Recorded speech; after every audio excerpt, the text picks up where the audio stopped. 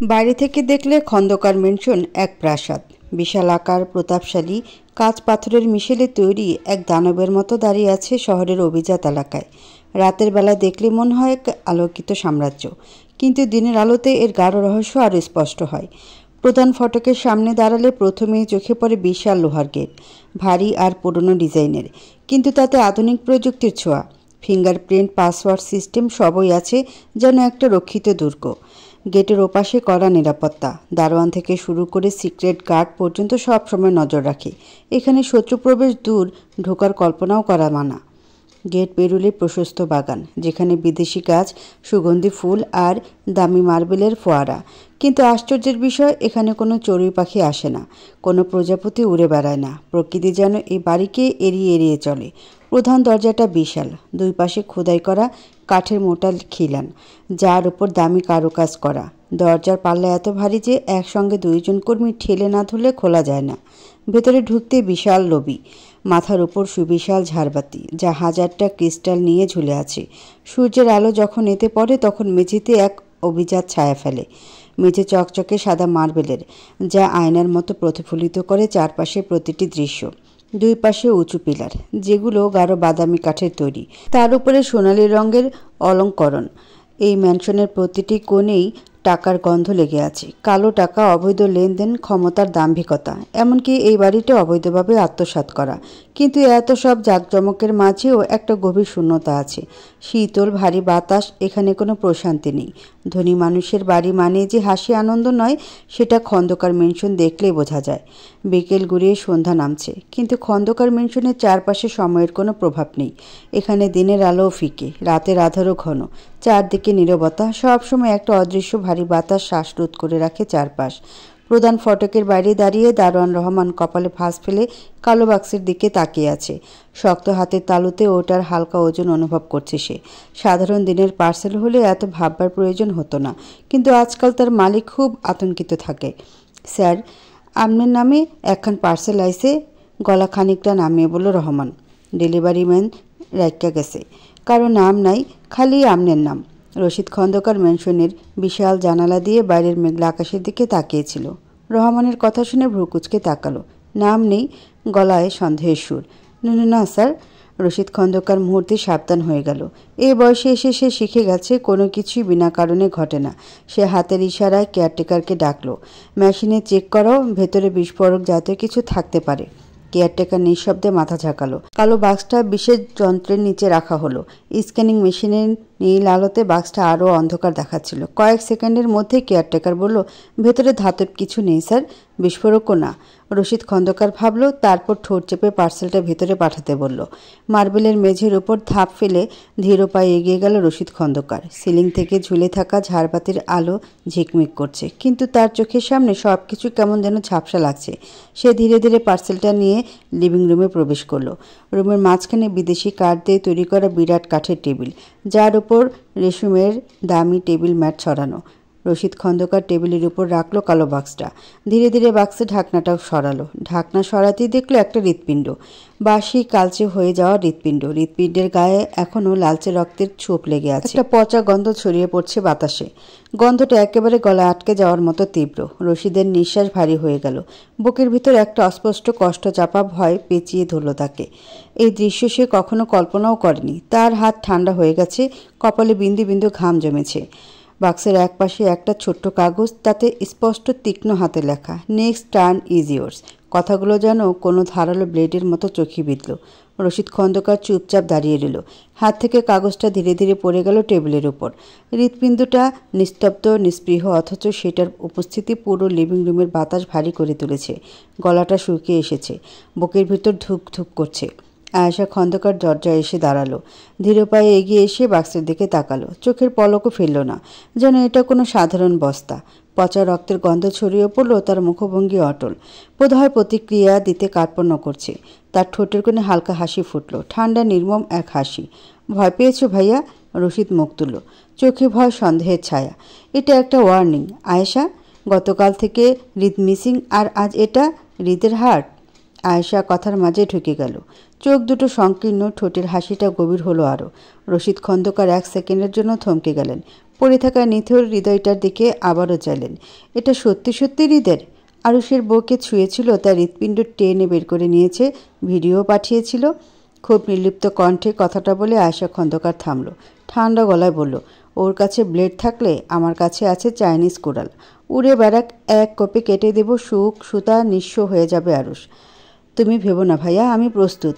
রশিদ আর কিছু বলল না। টেবিলের উপরে বাসি হৃৎপিণ্ডটা পড়ে থাকলো। দম বন্ধকর গন্ধের সাথে লোমকূপ দাঁড়িয়ে যাচ্ছে। টিকটিকির বাচ্চাটা কলিজাও ছিঁড়তে জানে। কবে এহেন হিংস্র হয়ে উঠল আরুষ? দেওয়াল ভাঙতে হবে এখানে, এখনই। মেহেরের কণ্ঠে আদেশের গম্ভীরতা। কোনো প্রতিবাদ, কোনো প্রশ্নের সুযোগ নেই। স্টাফরা থমকে গিয়ে একে অপরের দিকে চাওয়াচাওয়ি করল, কিন্তু মেহেরের চোখের চাপ, তার মুখাবয়বের কঠোরতা তাদের কিছু বলার সুযোগ দিল না। তারা বাধ্য হয়ে হাতুড়ি নিয়ে দেওয়ালের দিকে এগিয়ে গেল। মেহের নিজেও হাতে একটা হাতুড়ি তুলে নিল। হাতের মুঠো শক্ত হয়ে উঠল। শরীর কাঁপছে, কিন্তু সে থামছে না। শ্বাস দ্রুত চলছে, রক্তে রগে রগে ছড়িয়ে পড়েছে। মেহেরের হৃদস্পন্দন বাড়ছে একের পর এক। হাতুড়ির আঘাতে দেওয়ালে ফাটল ধরেছে। প্রতিটা আঘাত ওর ভেতর আরও তীব্রতা তৈরি করছে। হঠাৎ করিডোরে ভেসে এলো কারো রাজকীয় পদধ্বনি। রাজাটির নাম আরুষ শেখ। তার চলার স্টাইল অত্যন্ত আভিজাত্যময়। কালো কোটের নিচে পরা ফর্মাল সাদা শার্ট, বুকের অংশের 3টে বোতাম খোলা, তার সুদৃঢ় বুকটা দৃশ্যমান। এক হাত পকেটে দিয়ে রাজার মতো হেঁটে আসছে সে, ঠোঁটে বিস্তৃত খোলা হাসি। মনোরম আমেজে থাকার কারণটা অজানা। আরুষের পারফিউমের কড়া স্মেল ধীরে ধীরে সুস্পষ্ট হচ্ছে। মেহেরের দিকে এগিয়ে এসে ঠোঁট ফাঁক করে হাসল সে। সারি সারি সাজানো দাঁতগুলো লাইটের প্রখর আলো চিকচিক করলো। পকেট থেকে হাত বের করে আরুষ মেহেরের হাত ধরল। সেই সাথে ওর চোখের চাহনি হয়ে উঠল আরও গভীর। মেহেরও আরুষের দিকে তাকিয়ে আছে। দুজনের দৃষ্টির ধরন ভিন্ন। একজনের চোখে স্বভাবসুলভ দুষ্টুমি, আরেকজনের চোখ দুটো জ্বলন্ত উল্কা। মেহেরের শরীর আরও উত্তেজিত হয়ে উঠেছে। জেদের প্রভাব প্রবল হয়েছে, যেন কোনো কিছুই ওকে থামাতে পারবে না। তোমরা থামলে কেন? ধমকে উঠে বলে আরুষ। আরুষকে দেখে স্টাফরা এক প্রহর থেমেছিল। তাদের ধারণা ছিল থামবার আদেশ আসবে, কিন্তু মেহেরের ধমক ও আরুষের নীরবতার বশীভূত হয়ে ওদের হাত পুনরায় চালাতে হলো। হাত ছাড়ুন। ছাড়ব কেন? হাত ধরার লাইসেন্স আছে। ইনফ্যাক্ট আমার মতো করে কেউ তোমায় ধরতেও পারবে না। বাঁকা হেসে বলল, আপনার টর্চার সেলে ঢুকে যাব বলে ভয় পাচ্ছেন মিস্টার শেখ? আমি কখনো ভয় পাই না জান, বরং তোমার একটু ভয় পাওয়া উচিত। কেন, আমায় খুন করবেন? বউ মারার জিনিস নয় রে সর্বনাশী মেয়ে, বউ আদর করার জিনিস। ভাঙ্গাভাঙ্গি পরে হবে, এখন চলো তো। আমার শরীর ভেঙে আসছে, একটু সতেজ নিঃশ্বাস চাই। নড়ছি না, বউ রেখে যাচ্ছি না। এই কথা বলে এক নিমিষে আরুষ মেহেরকে কোলে তুলে নিল। স্টাফরা চোখ বড় বড় করে তাকিয়ে থাকলো। তবে মেহেরের অদৃশ্য শাসনে তাদের থামানো সম্ভব হয়নি। আরুষ মেহেরের দিকে তাকিয়ে একটু ঠোঁটে হাসি ছাড়ল। আরুষ কোলে তুলে নিল মেহেরকে। স্টাফদের অবাক দৃষ্টি দেখে ধমকে উঠল, চোখ নামা বেয়াদব, টিকিট কিনেও এসব দৃশ্য দেখার অনুমতি নিয়ে নেই, আর তোরা ফ্রিতে দেখবি? কত বড় দুঃসাহস! দেখেছ মেহেরজান? মেহের দাঁত কটমট করে তাকিয়েছে। হাতের মুঠো শক্ত করে ধরেছে হাতুড়ি। এক্ষুনি নামান, আমি কিন্তু মাথা ফাটিয়ে দেব। ইস, বউর কি আদুরে আদুরে হুমকি! ফাটিয়ে দাও মাথা। বউর হাতে একটু একটু আহত হলে ক্ষতি কি? তুমি বললে নিহত হতেও প্রস্তুত আছি। মাথা তো 4 সাবজেক্ট। রিসোর্টের করিডোরে ভেসে আসছে ভারী জুতোয় রাজকীয় পদধ্বনি। ধীর গতিতে এগিয়ে যাচ্ছে আরুষ। ওর পারফিউমের মোহময় সুঘ্রাণ পুরো করিডোর জুড়ে ছড়িয়ে পড়েছে। আরুষ মেহেরকে শক্ত করে ধরে নিয়ে যাচ্ছে। মেয়েটা ছটফট করছে, কোল থেকে নামতে চাইছে, কিন্তু শক্ত বাঁধন থেকে মুক্ত হওয়া সহজ নয়। আপনার এত সাহস? আমাকে জোর করে নিয়ে যাচ্ছেন? বউকে নিয়ে যেতে সাহস লাগে না জান, অধিকার লাগে। আমি আপনার বউ নই। তাই? তাহলে তোমার দরকার একটা প্রপার রিমাইন্ডার। মেহেরের চোখে জ্বলছে, বুকের রাগ ধুকপুকিয়ে উঠছে। তার হাতের মুঠোয় হাতুড়ি। মনে হচ্ছে একটু এদিক সেদিক হলেই আরুষের মাথায় বসিয়ে দেবে। অথচ ছেলেটার চাহনি, একটুও ভয়ের ছাপ নেই। ঠোঁটের কোণে সেই বাঁকা হাসি, চোখে রীতিমতো দুষ্টুমি খেলা করছে। একটা দরজার সামনে এসে দাঁড়ালো আরুষ। মাস্টার রুম, তার ব্যক্তিগত কামরা, যেখানে সে ব্যতীত অন্য কারো প্রবেশ নিষিদ্ধ। এক হাতে দরজা ঠেলে খুলল আরুষ। সোনালি আর কালো রঙের রাজকীয় ইন্টেরিয়র। বাদিকের দেয়ালে বিশাল ফায়ারপ্লেস, শিখাগুলো স্থির হয়ে জ্বলছে। সামনের দেয়াল জুড়ে কাচের জানালা। বিশাল কিং সাইজের বিছানার উপরে ছড়িয়ে আছে হালকা সিল্কের চাদর। ধোয়া ধোয়া আলো। জানালার পাশে সাজানো দামি ব্র্যান্ডের পারফিউম ও অ্যালকোহল। মেহের সারা ঘরে আলগা দৃষ্টি ফেলে একবার সব দেখে নিয়ে নিঃশ্বাস টেনে বলল, এটা আপনার টর্চার রুম? আরও শেষে ফেলল, এটা আমার ছোট্ট রাজ্য, রাজকীয় প্রাসাদের মাস্টার রুম, যেখানে আমি রাজা আর তুমি আমার রানী। রানী হয়ে কী লাভ? বন্দী যদি হতে হয়, অবজ্ঞা সুরে বলল, জান, বন্দিত্ব আর বাঁধন এক জিনিস নয়। তুমি বাধা, কিন্তু বন্দি নও। আরুষ দরজা বন্ধ করলো পা দিয়ে। মেহেরকে নিয়ে সোজা বিছানায় বসিয়ে দিল। মেয়েটা ধক করে উঠে দাঁড়ানোর চেষ্টা করলো, তক্ষুনি ওর কবজি শক্ত হাতে চেপে ধরে বলল আরুষ, তুমি নিজে নিজে ঠান্ডা হবে নাকি আমার কিছু করতে হবে? দেখো মেহেরজান, চ্যাম্পের জন্য নিজেকে খুব কন্ট্রোলে রেখেছি। মনে মনে আমি রোজা। তুমি আমার রোজা ভাঙবে? মেহেরের শিরায় শিরায় আগুন দৌড়াচ্ছে। চোখ দুটো যেন ধিকি ধিকি করে জ্বলছে, রাগে শরীর কাঁপছে। রাস্তা কোথায়? আপনি ওই ছেলে তিনটাকে ওখানেই মেরেছিলেন? আর আর কারা কারা আছে? আপনি কে? কে আপনি? আরুষ হেসে ফেলে, ঠোঁট বাঁকিয়ে চোখ টিপে বলল, আপাতত এক বাচ্চার বাপ। সামনের বছরে ভরসা নেই, উৎসাহ পেলে একাধিক বাচ্চার বাপও হতে পারি। মেরে ধৈর্যের বাঁধ ভেঙে যায়। এই লোকটা তার মাথা খারাপ করে দেবে। এত নির্বিকার, এত ধৃষ্ট হতে পারে একজন মানুষ? যান, আদর করে দাও তো। আরুষের কণ্ঠস্বরে এক ধরনের অলস আকর্ষণ। মেয়ের ঠোঁট চেপে ধরে চোখের ভাষায় বলে দিচ্ছে, এই লোকটাকে সুযোগ পেলেই ছিঁড়ে ফেলবে। আপনার মনে হচ্ছে আমি এখন আদর করার মুডে আছি? গর্জে উঠে বলল মেহের। তুমি ফুল রিচার্ড মুডে আছো জান। রক্ত গরম, উত্তাপে ঝলসে যাচ্ছে চামড়া। আমায় কিছুটা উত্তাপ দিয়ে দাও, ব্যালেন্স হয়ে যাক। মেয়ের কটমট করে তাকায়, দৃষ্টি বলে দিচ্ছে মনে মনে 101বার চিবিয়ে ফেলেছে ছেলেটাকে। আরুষ চোখ টিপে বলে, এভাবে তাকায় না যান, মতলব আরও খারাপের দিকে যাচ্ছে। পরে আমার দোষ দিতে পারবে না। পুরুষ মানুষের কন্ট্রোল কম, জানো না? মেয়ের দাঁতে দাঁত চেপে বলল, দরজা কোথায়? আরুষ ঠোঁট কামড়ে একপাশে হালকা ঝুঁকে বুকের দিকে ইশারা করলো, এখানে খোলা আছে, ঢুকে যাও। মেয়ের চোখ শুরু করে তাকালো, সন্দেহজন্য স্পষ্ট। ওখানে কে কে আছে? কি করা হয় ওখানে? আরুষ নরম সুরে ফিসফিস করে বলল, ওখানকার কথা বাদ দাও মেহেরজান, তুমি এখানে তাকাও। I need a deep breadth. Your madness smells and more. Aarush ধীরে ধীরে মেহেরকে টেনে নিল আরও কাছে। ওর কাঁপতে থাকা শরীরটা নিজের সাথে মিশিয়ে নিল। জানো মেহেরজান, তোমার রাগটা দারুণ লাগে, কিন্তু এটাকে কোথায় কিভাবে ব্যালেন্স করতে হয় সেটা জানা থাকতে হয়। মেয়ের ধমকে উঠল, আপনার নোংরা ব্যালেন্সের মধ্যে আমি নেই। আরুষ হালকা হেসে বলল, তোমার ব্যালেন্স নষ্ট করার জন্য আমি যথেষ্ট মেহেরজান। মেয়ের রাগ যেন আগুন হয়ে জ্বলতে লাগলো। রাগে চোখগুলো জ্বলে উঠল। আপনার সব চালবাজি আমি বুঝি, কিন্তু আমি আপনাকে ভয় পাই না। আমি দেখতে চাই আপনি আসলে কে। আমি ওখানে যাব, টর্চার সেলে ঢুকবো। আরুষ এক মুহূর্তের জন্য চুপ থাকলো। চোখের গভীরতা আরও অন্ধকার হয়ে এলো। ঠোঁটের কোণে এক ঝলক রহস্যময় হাসি। অন্ধকার কুঠুরিতে পা ফেলার অধিকার শ্বেতপদ্মের নেই। শ্বেতপদ্মরা কেবল আলোতেই সুন্দর। মেয়ের এক ধাপ এগিয়ে এলো, জেদ আরও দৃঢ়। আমি আলোতে থাকবো নাকি অন্ধকারে সেটা আমি ঠিক করব। আরুষ এবার গভীর দৃষ্টিতে তাকালো মেয়েটার দিকে, যেন ওকে শেষবার সাবধান করে দিচ্ছে। তারপর ধীরে ধীরে কানের কাছে ফিসফিস করে বলল, তুমি থেমে যাও মেয়ে। এই পথের কাঁটা তোমার হৃদয়ে যা রক্তক্ষরণ ঘটাবে শত বর্ষের অভিশাপের চেয়েও পীড়াদায়ক। তোমার কিন্তু সহ্য হবে না।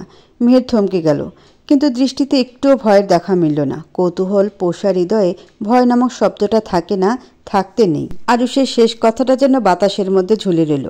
চারপাশের পরিবেশ যেন হঠাৎ ভারী হয়ে গেল। একটা চাপা অস্বস্তি ছড়িয়ে পড়ল, অদৃশ্য এক তীক্ষ্ণতা যা শুধু অনুভব করা যায়, ছোঁয়া যায় না। মেয়ের ধীরে ধীরে হাসল। সেই হাসিতে ছিল না কোনো উষ্ণতা, ছিল কেবল ঠান্ডা বিদ্রুপ, নির্ভীক নিঃসংকোচ এক প্রকাশ। আপনি ভাবছেন ভয় দেখিয়ে থামিয়ে দেবেন? না, আমি ভয় পাই না। আরুষ মেয়েটা চোখের দিকে তাকিয়ে রইল এক মুহূর্ত। গভীর দৃষ্টিতে কিছু খুঁজতে চাইল, তারপর ঠোঁটের কোণে এক প্রকার ব্যঙ্গাত্মক হাসি ফোটালো। কণ্ঠে ছিল চিরাচরিত গম্ভীরতা, তবে এবার একটু তাচ্ছিল্য মেশানো। ভয় না পাওয়ার আর বিপদ ডেকে আনার মধ্যে পার্থক্য বোঝো? মেয়ের চোখের দৃষ্টি আরও তীক্ষ্ণ করল, সৌর কাচের মতো স্বচ্ছ, ধারালো। বুঝি, কিন্তু আপনি কি জানেন যারা অন্ধকারকে ভয় পায় না তাদের কি হয়? আরও সামান্য এগিয়ে এলো, এবার গলার সুর আরও নিচু করলো, যেন এক ফিসফিসিয়ে হুমকি। তারা ধ্বংস হয়ে যায়। মেয়ের মাথা নেড়ে ফিসফিস করে বলল, ঠোঁটের কোণে এক চিলতে রহস্যময় হাসি। না, তারা অন্ধকারের অংশ হয়ে যায়। আরুষের চোখ এক মুহূর্তের জন্য সংকুচিত হলো, যেন কোথাও ভেতরে কিছু দুলে উঠল, এমন কিছু যা ও নিজেও বুঝতে পারছে না। তুমি নিজেও জানো না তুমি কি বলছো মেহের। আমি জানি আমি কি, কতখানি, আপনাকেও খুব জলদিই জানিয়ে দেব। এক মুহূর্তের জন্য নীরবতা, চারপাশের শব্দের থেকেও তীক্ষ্ণ এই নিস্তব্ধতা।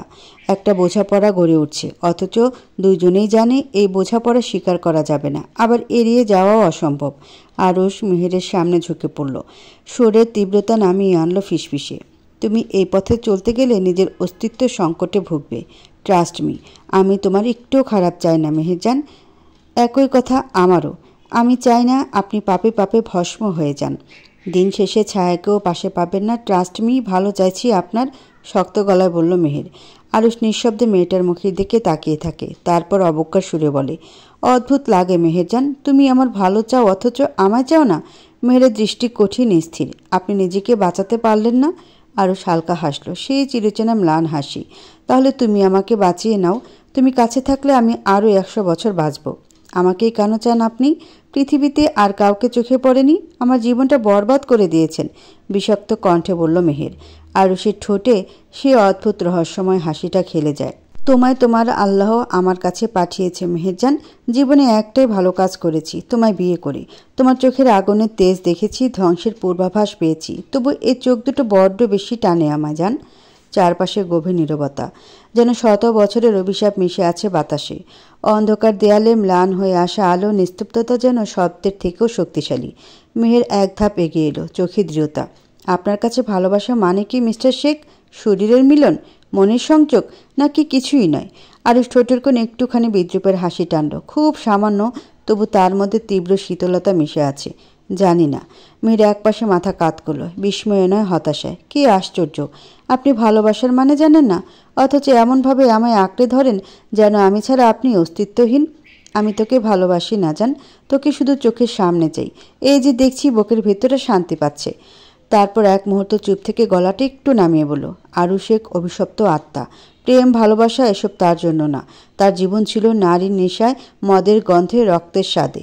নতুন নতুন শরীর, নতুন নেশা, নতুন খেলায় বুঁদ হয়ে থাকাই ছিল নিত্য অভ্যাস। কখনো ভাবেনি একটা বনপদ্মফুল তার ধ্বংসস্তূপে শেকড় গাড়বে, শুধুই তার মাঝে আসক্ত করবে। তারপর তার আর কারো কাছে যাওয়া হবে না, কোনো নেশা আয়ত্ত করতে পারবে না। মেয়ের এক মুহূর্তের জন্য দৃষ্টি সরালো না, কণ্ঠ এবারে বেশিই শান্ত। আমার কাছে ভালোবাসা মানে খোলা আকাশ, শীতল পবন, এক মুঠো শান্তি, কারো ভরসার হাত, চওড়া একটা বুক, টুকটাক সুখ দুঃখ ভাগাভাগি, ব্যাস। আরুষ এক প্রহর ভ্রু কুচকালো, পরপরই ঠোঁট অঞ্চলে দেখা গেল দুষ্টু হাসি। আর আদর্শ হাক জীবন থেকে বাদ দিয়ে দিলে? ওটাই তো আসল ব্যাপার বউ। মেয়ের এক দীর্ঘশ্বাস ফেলল, হতাশ কণ্ঠে বলল, ভুলে গিয়েছিলাম, অপত্রে জ্ঞান ঢালছি। আপনার কাছে ভালোবাসা শান্তি ম্যাটারই করে না, আপনি অভ্যস্ত শরীরই ছোঁয়ায়। ওর কণ্ঠের তিক্ততা স্পষ্ট, একটু ঘৃণাও মিশে আছে হয়তো। আরুষ নিঃশব্দে হাসে, যা দেখে বোঝা দেয় সুখের হাসি নাকি ব্যঙ্গাত্মক। ভালোবাসা বলে কিছু হয় কি না জানি না জান, আমার কাছে এই শব্দটা জঘন্য একটা আবেগ। কে ভালোবাসার দাম দেয়? কেউ কি সত্যি আমৃত্যু পাশে থাকে? তোদের মতো পাখিরা তো খোলা আকাশে বাঁচতে চায়, অন্য কারো শখের খাঁচায় নিজেদের সাজায়, তারপর মেরে ফেলে। আমার মতো শত মন ঘৃণা নিয়ে কাটিয়ে দিই আমরা সারা জীবন। ছলনা কিভাবে করতে হয় মাকে না দেখলে জানতাম না। তার কি ভালোবাসার অভাব ছিল? কেন কোলে ছেলেটাকে ফেলে নিজেকে বানালো? আমার শৈশব কৈশোর নষ্ট করেছে মা। তুই হয়তো আমার বৃদ্ধাংশ নষ্ট করবি। মায়ের মতো হোস না জান। যদি উদ্দেশ্য থাকে ভিন্ন, তবে মেরে ফেলে যাস। দ্বিতীয়বার নারীর ছলনা আমার সহ্য হবে না। এসেছিলাম আপনাকে গুছিয়ে দিতে, আপনি আমায় এলোমেলো করেছেন। এর দাম আপনার পরিশোধ করতে হবে mister Sheikh. Revenge by nature বলে একটা কথা আছে। আমি আপনাকে সুযোগ দিচ্ছি ভালো হওয়ার, মাপ দিচ্ছি না, দেবও না। আপনার ভাগ্যের প্রত্যেকটা ভুলের ফল আপনারই ভোগ করতে হবে, স্বামী বলে ছেড়ে দিব না। এই শিক্ষা আমি পাইনি, কাট কাট গলায় বলল মেহের। আমিও তাই চাই মেহেরজান, আমায় ছেড়ে যেও না, তোমার মনের মতো সাজা দিও না হয়। সে তো পদ্মের হাতে আরুষ শেখ শেষ হতে রাজি, তার জন্য এটা তো স্বপ্নের মৃত্যু। বিকেল গড়িয়ে সন্ধ্যা নামছে, আকাশে গাঢ় মেঘ জমে উঠেছে, যেন যে কোনো মুহূর্তে বৃষ্টি আসবে। বাতাস কেমন ভারী লাগছে, একটা চাপা অস্বস্তি ছড়িয়ে আছে চারপাশে। মেয়ের খোলা বারান্দা দাঁড়িয়ে, এক হাতে ফোন, অন্য হাতে আলতো করে পেটের ওপর রাখা। ঠান্ডা বাতাস তার চুল এলোমেলো করে দিচ্ছে। ঠিক তখনই ফোনটা বেজে ওঠে, স্ক্রিনের নামটা জলজল করে, মা। সে ধীরে ধীরে কল রিসিভ করে। হ্যালো আম্মু। ওপাশ থেকে পরিচিত কণ্ঠ ভেসে আসে। কেমন আছিস মা? ঠিকমতো খাচ্ছিস তো? শরীর কেমন লাগছে? মেয়ের এক মুহূর্ত চুপ থেকে বলে, ভালো আছি। সত্যি? তার মায়ের কণ্ঠে একটা হালকা সংশয়। নিজের একটু অবহেলা করবি না, বুঝলি? খেয়েছিস কিছু? হ্যাঁ আম্মু, কিছুক্ষণ আগে খেয়েছি। মেয়ের আশ্বস্ত করার চেষ্টা করে। ওপাশ থেকে দীর্ঘশ্বাস শোনা যায়। এদিকে কবে আসবি? কতদিন হয়ে গেল তোকে দেখি না। মেয়ের কিছু বলার আগেই তার মা আবার বলে ওঠেন, আসার আগে একটা কাজ করবি কি? ব্যাংক থেকে নোটিশ এসেছিল, বহুদিন ধরে তোর বাবার লকার পড়ে আছে, কষ্ট করে জিনিসগুলো নিয়ে আয় তো মা। মেয়ের অবাক না হয়ে পারে না। বাবার লকার, এত বছর কেউ কিছু বলেনি, হঠাৎ আজ কেন? মেহের, শুনছিস? মেহেরের ভাবনার সুতো কাটে। ধ্যান ভেঙে বলে, হ্যাঁ শুনছি, আমি নিয়ে আসব। কলটা কেটে যায়। মেহের ফোনটা নামিয়ে কিছুক্ষণ বারান্দায় রেলিং ধরে দাঁড়িয়ে থাকে। বাতাস একটু বেড়ে গেছে। সামনে নারকেল গাছের পাতাগুলো ঝিরঝির করে কাঁপছে। তার মনে অদ্ভুত কিছু ভাবনা আসে, তবে সেই সব মাথা থেকে ঝেড়ে ফেলে ঘরে চলে যায়। বাবার লকারে কি আছে সেটা নিয়ে সে খুব বেশি চিন্তা করতে চায় না। কাল সকাল সকাল গিয়ে শুধু কাজটা শেষ করতে হবে, এইটুকুই ভাবছে সে।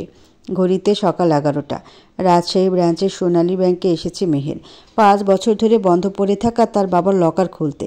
যে লকারের অস্তিত্বের কথা সে আগে জানতই না। ব্যাংকের বড় কাচের দরজা ঠেলে ভেতরে ঢুকলো মেহের। ভেতরে ঢুকতেই শীতল বাতাস গায়ে লাগলো। ব্যাংকের ভেতরে গন্ধ কাগজের, কাঠের পুরনো কিছু নথির, যেন একটা গম্ভীর পরিবেশে ঢুকে পড়েছে সে, যেখানে হিসাবের বাইরে কিছু হয় না। আপনাকে কিভাবে সাহায্য করতে পারি? কাস্টমার সার্ভিস ডেস্কের এক কর্মকর্তা জিজ্ঞেস করলেন। মেয়ে নিজেকে গুছিয়ে নিয়ে বলে, আমি একটা লকার সংক্রান্ত বিষয়ে কথা বলতে এসেছি। আমার বাবার নামে এখানে একটা লকার ছিল। কর্মকর্তা কিছুক্ষণ মেহেরের দিকে তাকিয়ে রইলেন, তারপর বললেন, নাম বলুন। মেহের বাবার নাম জানিয়ে দিল। কর্মকর্তা কম্পিউটারের দিকে ঝুঁকে টাইপ করলেন। কয়েক সেকেন্ডের মধ্যে স্ক্রিনের দিকে তাকিয়ে চোখ কুঁচকে গেল তার। এটা তো 5 বছর ধরে বন্ধ। মেয়ের ঠোঁট চেপে ধরল। হ্যাঁ, আমি আসলে জানতাম না, এখন খুলতে চাই। কর্মকর্তা গভীর দৃষ্টিতে মেহেরকে দেখলেন, তারপর বললেন, ওনার ডেথ সার্টিফিকেট আছে? আছে। মেহের ভ্যানিটি ব্যাগে হাত ঢুকিয়ে কাগজগুলো বের করলো। কর্মকর্তার লোকটা একে একে দেখিয়ে নিলেন। কিছুক্ষণ পর মাথা নাড়লেন। ঠিক আছে, কিন্তু একটা সমস্যা আছে। 5 বছর ধরে এই লকারের ভাড়া জমা দেওয়া হয়নি। নিয়ম অনুযায়ী আপনি সেটা পরিশোধ না করলে লকার খুলতে পারবেন না। মেয়ের কপালে ভাঁজ পড়ল। কত টাকা? কর্মকর্তা ঠোঁট উল্টে হিসাব কষে বললেন, 4,500 টাকা প্রতি বছর। 5 বছরে সুদসহ মোট বকেয়া দাঁড়িয়েছে 23,500 টাকা। মেয়ের শ্বাস যেন আটকে গেল গলায়। এত টাকা? তার মতো বেকারের জন্য এত পাহাড় সমান বোঝা। একসাথে 23,000 টাকা কোথায় পাবে? মেয়েটা একটু ইতস্তত করে গলায় অনুরোধের সুর মিশিয়ে বলে, একটু কমানো যায় না? কর্মকর্তার মুখের বিরক্তি স্পষ্ট। কাঠখোট্টা গলায় উত্তর দিলেন, দুঃখিত ম্যাম, নিয়ম পরিবর্তন করা আমাদের হাতে নেই। মেয়ের থমথমে মুখে দাঁড়িয়ে রইল। টাকা তো দিতেই হবে, কিন্তু এখন তার হাতে মাত্র 4,300 টাকা। যা সময় মায়ের জন্য কিছু কিনতে হবে, মায়ের ওষুধ, ফলমূল সবই এই সামান্য টাকায় চালাতে হবে। আর যদি দিয়েও দেয় তবুও কম পড়ে 18,200 টাকা। এক মুহূর্তে চুপচাপ দাঁড়িয়ে থেকে গভীর চিন্তায় ডুবে গেল সে। অন্য কোনো উপায় নেই। দোনামোনা করতে করতে শেষ পর্যন্ত ফোনটা বের করলো। আঙ্গুল ঠোঁটে ছুঁয়ে খানিকক্ষণ ভাবলো। তারপর আর দেরি না করে বাইরে এসে কল করলো আরুষকে। রিং বাজতে ওপাশ থেকে গাঢ় স্বাভাবিকের চেয়ে খানিকটা চটুল কণ্ঠে ভেসে এলো। কি ব্যাপার মিসেস শেখ, আপনাকে তো কখনো ফোন করতে দেখি না। আজ কি আমায় মিস করছিলেন? এক্ষুনি চলে আসবো? তার শরীর অদৃশ্য হাসি যেন ফোনের এপাশে বসে মেহের টের পেল। দাঁতে দাঁত চেপে বিরক্তি সামলালো সে। ব্যাংকে এসেছি, সংযত কণ্ঠে বলল। বাবার লকার খুলতে, বকেয়া পরিশোধ করতে বলছে, আমার টাকা লাগবে। মেহেরের কণ্ঠের চাপা জড়তা আরুষের থেকে আড়াল হলো না। আরুষের গলা মুহূর্তে গম্ভীর শোনালো। কত টাকা? 23,000। আর কোনো কথা নয়, ওপাশ থেকে নিঃশব্দে কল কেটে দেওয়া হলো। মাত্র 2 মিনিট পেরোতে না পড়িতেই মেহেরের ফোনে মেসেজ ভেসে উঠল, আপনার অ্যাকাউন্টে 1 লাখ টাকা জমা হয়েছে। তারপরে আরেকটা ভয়েস মেসেজ, আমার সব কিছু শীতপথের, আমতা আমতা কিসের? সে চাইলে আমার গোটা রাজত্ব তার নামে লিখে দেওয়া হবে। আরুষের কণ্ঠস্বর নরম অথচ দৃঢ়, অথচ আশ্রয়দায়ক। ঠান্ডা লোহার মতো শক্ত অথচ গাঢ় এক উষ্ণতা লুকিয়ে আছে সেখানে। মেরে ঠোঁট কেঁপে উঠল। ঠোঁটটা ফাঁকা হয়ে এলো। বুকের মাঝে যেন কেউ ধাক্কা মেরে এক তীব্র অস্থিরতা ছড়িয়ে দিয়েছে। এই পুরুষটা এত অবলীলা বলে দেয় কথাগুলো, যেন 23,000 নয় 23 কোটি চাইলেও দ্বিতীয়বার ভাবত না। মেহেরের আঙ্গুল শক্ত হয়ে চেপে ধরল ফোনটা। ঠোঁট কামড়ে নিয়ে নিজেকে সামলে নিল সে। এরপর টাকা জমা করে ফর্ম পূরণ করে স্বাক্ষর করলো। এখন কি লকার খুলতে পারবো? হ্যাঁ, কিন্তু আপনাকে ভল্ট রুমে যেতে হবে। আমাদের একজন অফিসার আপনার সঙ্গে যাবেন। ব্যাংকের পেছনের দিকটা ছোট একটা লোহার দরজা। অফিসার সেটা খুলে মেহেরকে ভেতরে ঢুকতে ইশারা করলো। ভেতরে ঢুকতেই একটা গন্ধ পেল সে, বন্ধ জায়গার গন্ধ, পুরনো লোহার গন্ধ। সারা দেয়ালে লকার বসানো, সবগুলোতে নম্বর লেখা। আপনার বাবার লকার নম্বর 734। অফিসার বললেন। মেহের তাকিয়ে দেখলো এক কোণায় মাঝারি একটা লকার। খোলার সময় 2জন অফিসার থাকবে নিয়ম অনুযায়ী। আপনাকে সাক্ষী হিসেবে রাখা হবে। মেহের ঘাড় নাড়ল। অফিসার পকেট থেকে চাবির গোছা বের করলেন। সঠিক চাবিটা খুঁজে নিয়ে ধাতব লকারের তালায় ঢোকালো। ধীরে ধীরে চাবি ঘোরাতেই খটখটে শব্দ হলো। তারপর একটানা লকারের দরজাটা খুলে গেল। ধুলো উড়ে এলো বাতাসে। মেহের মুখে হাত দিয়ে কাশি চাপল। এগুলো আপনাকে বুঝিয়ে দিচ্ছি ম্যাডাম, ব্যাংক কর্মকর্তা বললেন। ধাতব লকারের ভেতর থেকে একে একে বেরিয়ে এলো কিছু নথিপত্র, কয়েকটা পুরনো দলিলের ফাইল, একটি ভারী লাল বাক্স, টাকার চিকন বান্ডিল ও এক ছোট্ট কালো থলি। অফিসারদের একজন একে একে সেগুলো গ্লাভস পরে বের করলেন। সব কিছু ঠিক আছে, এই কাগজে স্বাক্ষর করুন, এরপর এগুলো আপনার হেফাজতে দিয়ে দেব। মেয়ের ধীরে ধীরে কলমটা হাতে নিল। স্বাক্ষর করার পর এক কর্মকর্তা তার দিকে তাকিয়ে বললেন, আপনার বাবার লকার হলেও ব্যাংকের নিয়ম অনুযায়ী সমস্ত কিছু বুঝিয়ে দেওয়ার জন্য এই রেকর্ড রাখা হচ্ছে। আপনি এখন এগুলো নিয়ে যেতে পারেন। অফিসাররা সব জিনিস একটা ছোট বাক্সে গুছিয়ে দিলেন। মেয়ের ধন্যবাদ জানালো। এরপর গম্ভীর মুখে হাতের জিনিসগুলো শক্ত করে ধরে বেরিয়ে এলো ব্যাংকের দরজা পেরিয়ে। মেয়ের দরজা বন্ধ করতেই ঘর জুড়ে নীরবতা নেমে আসে। তার হাত কাঁপছে। বাবার রাখা শেষ চিহ্নগুলোর ভার ভীষণ, হাতে রাখা যায় না। বুকের ভেতর চাপা পড়া দুঃখ কখন যেন জল হয়ে পড়ে যায়। মৃত্যু কি অদ্ভুত! 5টা বছর আগেও সে বাবার কোল পেয়েছে, বাবার ঘ্রাণ পেয়েছে, শাসন উপদেশ সব পেয়েছে। আর আজ সব অতীত স্মৃতি। মেয়ে টেনে টেনে শ্বাস নেয়। কাঁদলে চোখের দৃষ্টি ঝাপসা হয়। বাবার সম্বলটুকু সে স্পষ্ট দেখতে চায়, ছুঁতে চায়। দীর্ঘ 5 বছর ধরে লকারের ভেতরে থাকা জিনিসগুলো একে একে বের করতে শুরু করে মিহির। প্রথমেই তার আঙ্গুল স্পর্শ করে একটা পুরনো খাম, মলিন, কিছুটা ভাঁজ পড়া, কিন্তু বাবার স্পর্শ যেন এখন এতে লেগে আছে। খাম খুলতে বেরিয়ে আসে একটি চিঠি, যা ওর নাম ধরে শুরু করা। মেহের মা, এই চিঠি যখন তুমি হাতে পাবে তখন আমি আর জীবিত নেই, কিন্তু তাতে কি? আমার মেয়ে কখনো দুর্বল হবে না, তাই না? বাবা সব সময় আছে। চিঠির অক্ষরগুলো ঝাপসা হয়ে আসে মেহেরের দৃষ্টিতে। বাবার কণ্ঠ যেন প্রতিটি লাইনের ভেতর থেকে ভেসে আসছে। পৃথিবী তোমাকে অনেক কষ্ট দিতে চাইবে, কিন্তু তুমি যেন ভেঙে পড়ো না। বাস্তবতা কঠিন, তাই তোমাকেও তার সাথে লড়াই করার মতো শক্তিশালী হতে হবে। কখনো যদি জীবনে ভালোবাসা আসে তবে সাদরে তাকে গ্রহণ করবে। ভালোবাসা দুর্বলতা নয় মা, ভালোবাসা শক্তি। মনে রেখো, যে তোমার সর্বস্ব দিয়ে আগলে রাখবে, চোখের আড়াল করবে না, সেই তোমার ভালোবাসা। তুমি চোখ বন্ধ করে বিশ্বাস করতে পারো, কেবল সেই তোমার আপনজন।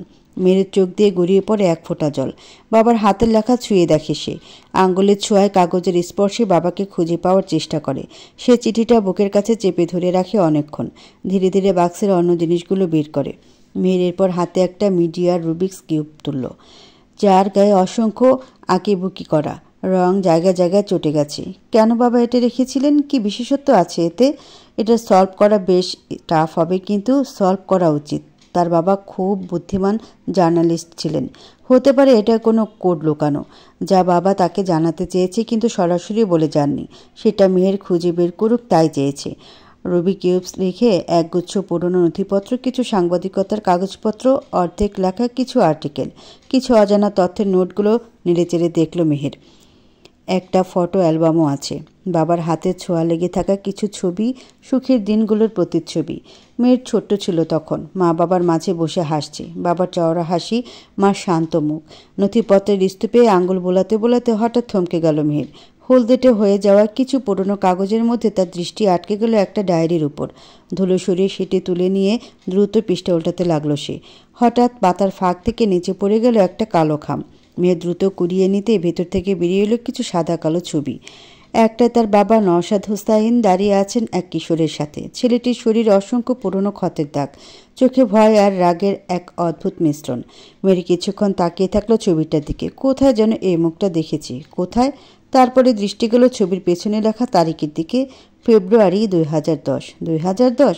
মাথার ভেতর দ্রুত হিসাব কষল সে। তখন তার বয়স মাত্র 8 বছর, অর্থাৎ আজ থেকে 18 বছর আগের ঘটনা।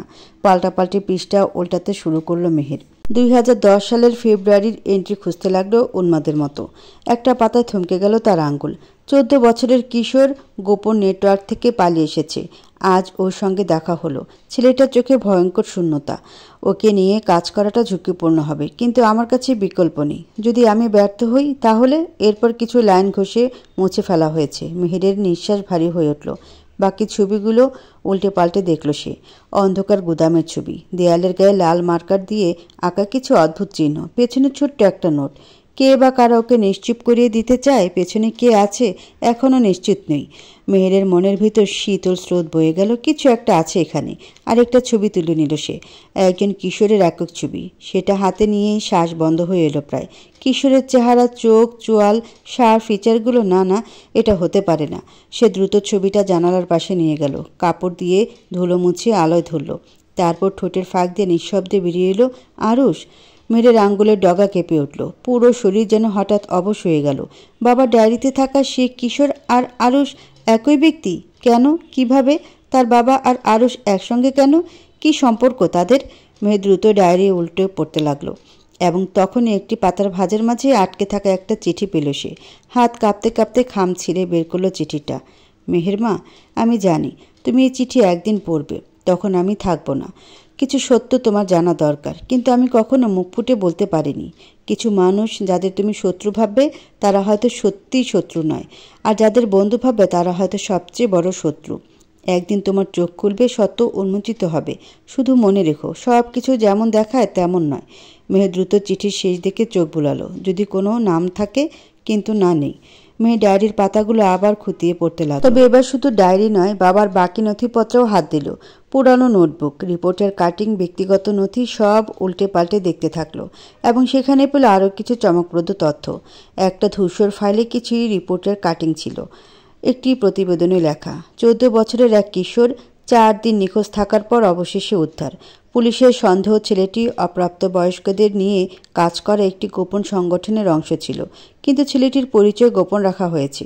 আরেকটি নোট, নওশাদ হুসাইন একজন সাংবাদিক নন শুধু, তিনি অনুসন্ধানী গবেষকও। তার হাতে কিছু প্রমাণ আছে বলে ধারণা করা হচ্ছে, যা প্রকাশিত হলে বড়সড় কেলেঙ্কারি ফাঁস হয়ে যাবে। মেয়ের গভীর শ্বাস নিল।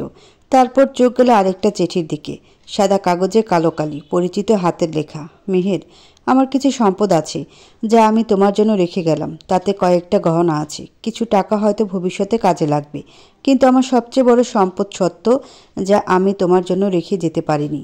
যদি কখনো সন্দেহ জাগে তবে খুঁজে নিও, কিন্তু মনে রেখো, শতভাগ নিশ্চিত না হয়ে আবেগের বশভূত হয়ে ভুল সিদ্ধান্ত নিও না। মেহেরের গলা শুকিয়ে এলো। বাবা তাকে কিছু বলতে চেয়েছিলেন, এমন কিছু যা তিনি জীবিত থাকতে পারেননি। তখনই আরেকটা খাম পেল সে। এবারের খাম ধূসর নয়, সাদা, ছোট্ট একটা খাম, হাতে লেখা ঠিক নওশাদ হুসাইনের মতোই, কিন্তু এই লেখাগুলো কাগজে ছড়িয়েছে কম।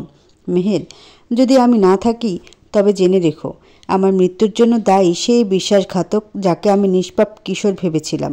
সে আমার বিশ্বাস ভেঙেছে, আমার জীবন কেড়ে নিয়েছে। মেহেরের চোখ কুঁচকে গেল। বিশ্বাসঘাতক? কোন কিশোর? এখানে কিশোর বলতে কেবল আরুষের ছবি। তাহলে আরুষ? শ্বাস আটকে আসতে লাগলো তার। ধীরে ধীরে উঠে দাঁড়ায় মেহের, হাতে ধরা ছবিটা শক্ত করে চেপে ধরে। এই ছবি, তারিখ, ডায়েরির এন্ট্রি ডেট, সব মিলিয়ে একটা ভয়ঙ্কর সত্য লুকিয়ে আছে, এবং সেটা বের করার জন্য এখন সে আরও গভীরে যেতে বাধ্য। আই লাভ ইউ মেহেরজান, একবার জড়িয়ে ধরতে দিবে please, for the last time. মেয়ের অশ্রুসিক্ত চাহনি তাকিয়ে আছে আরুষের দিকে। দীর্ঘ 8 মাসে আরুষের মাঝে এমন আকুতি মিনতি দেখেনি কখনো। দুর্বল মন গলতে চাইলেও হৃদয় গলতে দিচ্ছে না মেহেরকে। আরুষের সকল আকুতিকে উপেক্ষা করে অভিমানের পাহাড় অক্ষত রেখে অশ্রুসিক্ত চোখ বন্ধ করে বলে, খবরদার না, আমায় স্পর্শ করার অধিকার আপনি হারিয়ে ফেলেছেন। আর কখনো আমার কাছে আসবেন না, ঘেন্না করছে আপনাকে আমার। মেহের, আমার কষ্ট হচ্ছে জান, তুই সত্যি আমাকে ফেলে চলে যাবি? বিশ্বাস কর, আমি একটুও ভালো নেই। একবার আমাকে শক্ত করে জড়িয়ে ধর না জান, এখানে খুব কষ্ট হচ্ছে। বুকে ইশারা করে বলল আরুষ। ওই অভিশপ্ত বুকে মাথা রাখার আগে আমার মরণ হোক, ঘৃণ চাহনিতে চেয়ে থেকে বলল মেহের। আরুষ ধরফড়িয়ে উঠে বসল। শ্বাস নিতে কষ্ট হচ্ছে, অস্থির বুক ওঠানামা করছে। কেউ যেন বুকটা চেপে ধরেছিল একটু আগে। সারা শরীর ঘামে ভিজে গেছে। কপাল থেকে বিন্দু বিন্দু ঘাম গড়িয়ে পড়ছে কানের পাশ দিয়ে। দৃষ্টিটা ধীরে ধীরে সচেতন হলে আরুষ পাশে তাকায়। শয্যা খালি, মেহের নেই। বুকের ভেতরটা মোচড় দিয়ে উঠল। মুহূর্তের জন্য বোঝার চেষ্টা করলো এটা স্বপ্ন ছিল নাকি বাস্তব। আমার মরণ হোক ওই অভিশপ্ত বুকে মাথা রাখার আগে। কথাগুলো আরুষের কানের ভেতর বাজতে থাকলেও প্রতিধ্বনির মতো। অন্য সময় হলে হয়তো কিছু মনে করতো না, কিন্তু আজ তার সমস্ত অস্তিত্ব কাঁপছে। বুকের ভিতর কি যেন একটা মোচড় দিচ্ছে। স্বপ্নের সেই দৃশ্যটা আবার ঝলসে উঠল চোখের সামনে। মেরে সেই ঠান্ডা দৃষ্টি, বিষাক্ত কণ্ঠে উচ্চারিত ঘৃণা, স্পর্শ না করা নিষেধাজ্ঞা। ঘৃণা করছে আপনাকে আমার। আরুষ কপাল চেপে ধরে। এক গভীর অস্থিরতা তাকে আচ্ছন্ন করে ফেলেছে। তার ঘর, তার পরিচিত চার দেয়াল, তার শয্যা সব আজ শূন্য শূন্য লাগছে। বুকের মাঝে একটা শূন্যতা যেন বিশাল এক খাদ হয়ে বসে আছে। উঠে দাঁড়ায়, হাতে গ্লাস নিতেই কাঁপুনি ছড়িয়ে পড়ে আঙ্গুলে। এক চুমুক দেওয়ার আগেই হাত থেকে গ্লাস ফসকে নিচে পড়ল। নিস্তব্ধ রাতের বুকে কাচের ভাঙা শব্দ ভয়াবহ প্রতিধ্বনি তোলে। আরুষ ফ্যাল করে তাকিয়ে থাকে ভাঙা কাচের টুকরোর দিকে। মাথার ভেতর শুধু ঘুরে ফিরে আসছে মেহেরের সেই অবহেলিত মিশ্রিত দৃষ্টি। তার বুকে শূন্যতা ভরছে না, যেন কিছু একটা আসতে চলেছে, কিছু একটা তার নাগালের বাইরে চলে যাচ্ছে। সেই কিছুটা কি মেহের? আরুষ জানালা খুলে দেয়। ঠান্ডা বাতাস শরীরে লাগলেই স্বস্তি পাবার কথা, কিন্তু না, তার বুকের ভেতরটা আরও বেশি হাহাকার করছে। কোথায় মেহের? তার মায়ের কাছে, নাকি সত্যিই দূরে চলে যাচ্ছে? এই চিন্তাটা বুকের ভেতর বিদ্যুৎ চমকের মতো আঘাত করছে।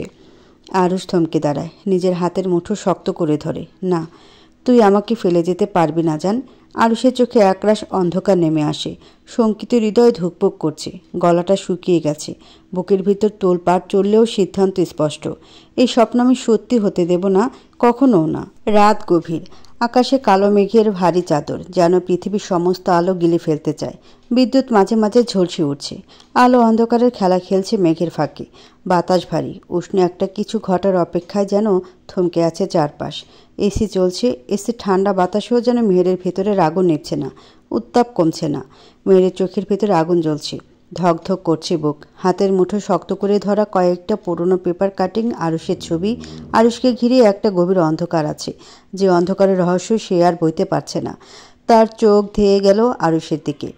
আরুষ চুপচাপ বসে বসে ভীষণ মনোযোগ নিয়ে ল্যাপটপে কিছু দেখছে। চোখে এক অদ্ভুত ক্লান্তি, কিন্তু মেহের জানে এই ক্লান্তির আড়ালে অন্য কিছু লুকিয়ে আছে। আমার বাবার সাথে আপনার লিঙ্ক কি? আরুষ বিরক্ত হয়ে তাকালো। কপালের শিরাগুলো টান টান, চোয়ালে দৃঢ়তা। ঠোঁটের কোণে এক ব্যঙ্গাত্মক হাসি ফুটে ওঠে। সারাক্ষণ বাবা বাবা করো, নিজের বাচ্চার বাবার খোঁজ তো রাখো না। মেয়ের রক্ত গরম হয়ে ওঠে। এই মানুষটা সব কিছু এড়িয়ে যেতে চায়। আজ না আজ সে পালাতে পারবে না। সোজা কথায় উত্তর দিন, বাবাকে আপনি চিনতেন? আরুষ এড়িয়ে যেতে ল্যাপটপ নিয়ে দরজার দিকে পা বাড়ালো। মেয়ের এক ঝটকা সামনে গিয়ে পথ আটকে দাঁড়ায়। তারা এখন দুজন মুখোমুখি দাঁড়িয়ে। নিশায় ভারী হয়ে এসেছে দুজনেরই। আমার উত্তর চাই। আরুষ স্থির তাকিয়ে রইল তার চোখে। ঠান্ডা অনুভূতিহীন চোখ, যেন কোনো কিছুই তাকে স্পর্শ করতে পারে না। কিন্তু মেহের জানে এই নিস্পৃহতার নিচে তীব্র কিছু আছে। মেয়ের হাতের পেপার কাটিংগুলো ছিটকে পড়ল মাটিতে। ছবিগুলো বিবর্ণ সাদা কালো ছবি, ছোট একটা ছেলের ছবি যার চোখে ভয় আর রাগ মিশে আছে। সাল 2007, আরুষের বয়স তখন 14। 4 দিন পর তাকে উদ্ধার করা হয়। পুলিশের ধারণা সে অপরাধের সাথে যুক্ত। বিদ্যুৎ চমকালো। জানালার বাইরে গাছের ছায়া অন্ধকারে নড়ে উঠল। ঘরের মধ্যে আলো আধারের খেলা। আরুষ চোখ শুরু করে তাকালো মেহেরের দিকে। এসব তুমি কোথায় পেলে? বাবার লকারে, কাটিং আর্টিকেলে। আরুষ এবার মুখ ফিরিয়ে নিল। শির দ্বারা সোজা রেখে এক গভীর শ্বাস নিল, যেন নিজেকে নিয়ন্ত্রণ করছে। হঠাৎ কঠিন স্বরধ্বনিতে বলল আরুষ, তোকে বলেছিলাম এসবে ঢুকতে না, কিন্তু তুই সোজা কথা শোনার মেয়েই না। ডেলিভারি হওয়া পর্যন্ত বাসা থেকে বের হবি না। ডক্টর বাসায় এসে চেক আপ করে যাবে। মেয়ের বিস্ফোরিত চোখে তাকিয়ে থাকলো আরুষের দিকে। এই একই লাইন বারবার একইভাবে তাকে থামিয়ে দেওয়ার চেষ্টা। ওর ধৈর্য ছিঁড়ে গেল। আরুষ আবার দরজার দিকে পা বাড়ালো। এবার সত্যিই চলে যাবে। মেয়ের কাপা হাতে এক ঝটকে আরুষের কলার টেনে ধরল। ঝড়ের মতো চিৎকার করে উঠল, আমার বাবার মৃত্যু রহস্য আপনার মধ্যে লুকিয়ে আছে। ছাড়বো না আমি আপনাকে। ধ্বংস করে ফেলবো সব কিছু। আমার বাবাকে যে কেড়ে নিয়েছে তাকে আমি বাঁচতে দেব না। সে যদি আমার স্বামী হয় তবুও না। আরুষ থমকে গেল, যেন কয়েক সেকেন্ডের জন্য সময় থমকে দাঁড়িয়েছে তাদের মাঝে। চোখের সামনে কাঁপতে থাকা মেহের, মুখ তেতে আছে রাগে, কষ্টে, বেদনায়। অথচ আরুষের মুখে কোনো ভাবান্তর নেই। ধীরে ধীরে সে মেহেরের হাত সরিয়ে নিল তার কলার থেকে। দীর্ঘ দৃষ্টি নিয়ে মেহেরের দিকে চাইল। আমাকে ধ্বংস করতে গেলে তুমিও ছাই হবে জান। চ্যাম্পকে পেটে নিয়ে এত ভার বইতে পারবে না। সত্য তুমি একদিন জানবেই, সেদিন বুঝতে পারবে আমি কেন বারবার আটকাচ্ছিলাম। কিছু সত্য অমীমাংসিত থাকলেই ভালো, অন্তত ভেঙে চুরে দিতে পারে না। তারপর দরজা খুলে বেরিয়ে গেল ঘর থেকে। মেহের নিজের অবস্থানে স্থির দাঁড়িয়ে রইল। ক্ষোভে দেহটা থরথর করে কাঁপছে। বুকের ভিতর ঝড় উঠেছে। বিদ্যুৎ চমকালো আবার। জানালার কাছে দু একটা বৃষ্টির ফোঁটা ঝাপটে পড়ছে। তার মনে একটাই প্রশ্ন ঘুরপাক খাচ্ছে, আরুষ তার বাবার খুনি? বাড়ির লনে দাঁড়িয়ে আছে আরুষ। রাত প্রায় গভীর হওয়ার পথে। আকাশ জুড়ে মেঘের ঘন স্তর, কোনো তারা নেই, চাঁদের আলো নিভে গেছে কালো অন্ধকারে। চারপাশে নিস্তব্ধতা, শুধু রাতে ঠান্ডা বাতাসের হালকা শৌ শৌ শব্দ শোনা যাচ্ছে। বোধহয় বৃষ্টি নামবে। শীতল বাতাস কাঁপিয়ে দিচ্ছে চারদিক, যেন প্রকৃতিও আজ ভয়ানক কিছু প্রত্যক্ষ করতে চলেছে। আরুষ সিগারেট ধরালো। আগুনের ক্ষীণ আলো এক মুহূর্তের জন্য তার মুখটা আলোকিত করলো। তারপর সব কিছু আবার অন্ধকারে হারিয়ে গেল। ধোঁয়ার সর্পিল রেখা আকাশে মিলিয়ে যেতে লাগলো। তার অতীতের ছায়াগুলো এখনও তাকে তাড়িয়ে বেড়াচ্ছে। আজ মেয়ের আবার সে অতীতের দরজা খুলে দিয়েছে। সে দরজা বহুদিন আগেই পেরেক দিয়ে বন্ধ করে দিয়েছিল সে। কিন্তু সত্য কখনো লুকিয়ে রাখা যায় না। সময়ের সঙ্গে সঙ্গে ফাটল ধরে, আর সে ফাটল দিয়ে বেরিয়ে আসে বিভীষিকা অতীতগুলো। ফ্ল্যাশব্যাক। 14 বছর বয়সী আরুষ, সাল 2008।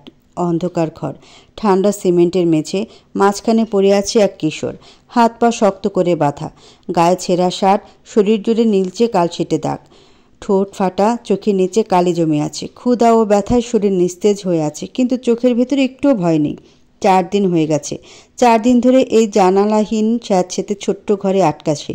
আলো নেই, শুধু লালচে আলোয় আবছা অন্ধকার, যা এই বন্দিত্বের ভয়াবহতাকে আরও বাড়িয়ে তুলেছে। বাইরে থেকে ভেসে আসছে ফিসফিস কথা। শেখ সাহেব এখনও টাহা পাড়ায়নি। শান্ত থাক, ছেলেকে হাতের তলে পাইছি। চিন্তাটা কিসের? পোলাডা ঝামেলা করতেছে না তো? না, প্রথম দিন কান্তাছিল, এখন নিস্তেজ হয়ে গেছে। খাওয়ন পায় না, বড়লোকে পোলা না, মানা নিতে পারতাছে না। কাইল সহালেই আইতে কইছি। পারান্তু শেখ সাহেব যদি টাহা না দেয়, তাইলে বাচ্চাটারে হুকুম মতো বর্ডারের ওপারে পাঠাই দিব। এমনিও তাই করমু, খালি টাহাগুলোনের জন্য অপেক্ষা করতাছি। পুলিশ কিছু ঠাউর করবে না তো? আমার ডর করতাছে। বসের কথার উল্টাটা ঘুরছি। কি যে কপালে আসে রে হরহালা। এই দেশে পয়সা জোরে সব চুপ মাইরা পইরা থায়, বুঝছো? আমাকে ধইরা কেউ দেহাক আগে। ওই হালাই দিত 1 লাখ, হেতি দিয়া কতদিন চলতি? 50 লাখ টাহা দাবি করিসি। শেখ সাহেব দিবেন কইছে। একবার টাহাগুলো হাতে পাই, এরপর এইসব আকাম কুকাম করবো না। লোক দুটোর কথোপকথন শুনে 14 বছরের আরুষ চোখ জোড়া বন্ধ করে রাখে। তার চোখের নিচের ছায়া গাঢ় হচ্ছে, কিন্তু মনের ভিতর যে আগুন জ্বলছে তা দাও দাও করে ছড়িয়ে পড়ছে শিরায় উপশিরায়। মনের মধ্যে তীব্র বিদ্বেষ, ঘৃণা জমেছে। সে জানে বাবাকে ট্র্যাপে ফেলার জন্যই তাকে তুলে আনা হয়েছে। বাবার অনেক শত্রু, কিন্তু এতটা নিচে নেমেছে তারা। তার ছোট্ট বুকের ভেতর ঘৃণা জমতে থাকে, ঘৃণা এই নোংরা জগতের জন্য। পরদিন ভোরে দরজা খুলে গেল। হালকা কুয়াশা আচ্ছন্ন বাহিরটা। দরজা খুলে তাকে টেনে বের করে আনলো 2 জন লোক। তাদের হাতে বন্দুক, চোখে নির্মম দৃষ্টি। হাত পা খুলোর, এখন আর ঝুঁকি নাই। একজন এসে রশি কাটল, কিন্তু ছেলের শরীর এত দুর্বল ছিল যে সে সাথে সাথে মাটিতে পড়ে গেল। হা হা করে হেসে বলল, শেখ সাহেবের পোলার দেহি দম নাই। আরুষ চোখ তুলে তাকালো। তার মায়াময় চোখের নিচে অন্য রকমের শূন্যতা, কিন্তু সেই শূন্যতা ঢেকে রেখেছে এক ভয়ঙ্কর অন্ধকার। সে আর সেই আগের শিশু নেই। তাড়াতাড়ি কর, বাচ্চাটারে গাড়িতে তোল হালা, পুলিশ আসার আগেই ভাইগা পড়বো। আরুষের চোখের ভিতর যে আগুন, সেটা তারা বলতে পারেনি, কিন্তু কয়েক সেকেন্ড পরে বেশ ভালো বুঝতে পারল। যখন আরুষ লোহার রড তুলে ঝটকা মেরে এক অপহরণকারীর মাথায় আঘাত করলো, সেই লোকটা ধপ করে পড়ে গেল। দ্বিতীয়জন কিছু বুঝে ওঠার আগে ছেলেটা পাগলের মতো তার দিকে ঝাঁপিয়ে পড়ল। পাথরের মতো মুষ্টি মারল মুখে, নাক ফেটে রক্ত ছিটকে পড়ল মাটিতে। কামড়া হুল্লি কি হারামজাদা? কিন্তু দেরি হয়ে গেছে। 14 বছরের কিশোর তখন আর কিশোর নেই, কেমন যেন হিংস্র হয়ে গেছে সে। একের পর এক ঘুষি মারছে, গলা চেপে ধরেছে। 4 দিন ধরে জমে থাকা রাগ, ভয়, যন্ত্রণা প্রতিশোধের আগুনে পরিণত হয়েছে। আরুষ উঠে দাঁড়ালো। 2 জনে আহত হয়ে কাতরাচ্ছে মাটিতে। একটা পিস্তল পড়ে আছে পাশে। আরুষ হাতে তুলে নিল। 2 অপহরণকারীর কপাল বরাবর শুট করলো। জীবনের প্রথম খুন, প্রথমবার ছিল, অথচ ওর হাত কাঁপলো না একটুও না। বাইরে তখন পুলিশ এসে পৌঁছেছে। রুহুল শেখ লোকেরা এসেছে তাকে উদ্ধার করতে, কিন্তু তারা যা দেখলো তাতে স্তব্ধ হয়ে গেল প্রত্যেকে। একটা 14 বছরের ছেলে, রক্তমাখা হাতে বন্দুক, তার সামনে 2টো নিথর দেহ, চোখে একরত্তি ভয় নেই। পুলিশ যখন তাকে ধরে নিয়ে গেল, তখন চারপাশে নিউজ ক্যামেরা, সাংবাদিকদের ফ্ল্যাশ জ্বলছে। 14 বছরের এক কিশোর কিভাবে এসব করলো? শেখ সাহেবের ছেলে কি অপরাধের জগতে পা রাখলো? পুলিশ বলছে এই বাচ্চা অপরাধের সঙ্গে যুক্ত থাকতে পারে। বর্তমান। আরুষ সিগারেটে শেষ টান দিয়ে মাটিতে ছুঁড়ে ফেলল। ধোঁয়ার শেষ কণা বাতাসে মিশে গেছে, কিন্তু বুকের ভিতরে ধোঁয়াটা আরও কালো হয়ে উঠল। আজ এত বছর পরেও সেই ঘটনাগুলো তার মাথায় গেঁথে আছে, কিন্তু আসল সত্য তাকে কেউ জানে না। মেহেরও জানে না। সে জানে না এই অপহরণ নাটকের পেছনে কারা ছিল। সে জানে না কারা কারা সেই নোংরা খেলায় অংশ নিয়েছিল। আর মেহের যদি সত্যি যদি জানে যে তার বাবাকে, আরুষ চোখ বন্ধ করলো। কপালের শিরাগুলো টান টান হয়ে উঠছে। এই সত্য বাইরে আসতে পারে না, মেহেরকে আটকাতেই হবে। মেহের জানালার পাশে দাঁড়িয়ে বাইরের অন্ধকারের দিকে তাকিয়েছিল। গাড়ির ইঞ্জিনের আওয়াজ কানে এলো একটা সময়। জানালা দিয়ে দেখলো আরুষের গাড়িটা গেট পেরিয়ে চলে যাচ্ছে। দীর্ঘশ্বাস বেরিয়ে এলো নিজের অজান্তেই। কঠিন ঠান্ডা গলায় ফোনটা হাতে তুলে নিল। ডায়াল করলো আবিরের নম্বরে। ওকে কিছু বলার সুযোগ না দিয়ে মেশিনের মতো বলল, ভাইয়া বাবার কেস রিওপেন করো। ওপাশ থেকে আবির হতভম্ব হয়ে বলল, কেন?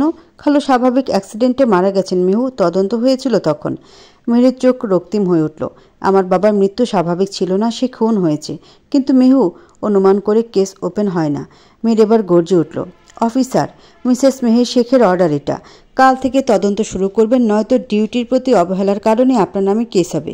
এতটুকু বলে ফোন কেটে দিল সে। ওপাশে স্তব্ধ হয়ে রইল আবির। এই মেহের তো তার পরিচিত নয়, এমন শীতল, এমন দৃঢ়। ঘরের মধ্যে পিনপিনে নিস্তব্ধতা। মেহের জানালার পাশে গিয়ে দাঁড়ালো। বাইরে একটানা বৃষ্টি পড়ছে। পরিবেশে শীতল আভা ছড়াচ্ছে। কী নিদারুণ স্নিগ্ধতা বৃষ্টির, অথচ আজকের স্নিগ্ধতা মেহেরকে ছুঁতে পারছে না। বৃষ্টি তার মন ভালো করছে না। মেহেরের হাতে শক্তভাবে ধরা বাবা রেখে যাওয়া রুবিক কিউবস মেলানোর চেষ্টা করছে বারবার। বাবার কাছে মেলানো শিখেছিল, সূত্র জানে, অথচ মিলছে না। যেমন তার প্রশ্নের উত্তরগুলো মিলছে না, আর সত্য সেটা যেন এক অন্ধকার রাস্তায় হারিয়ে যাচ্ছে।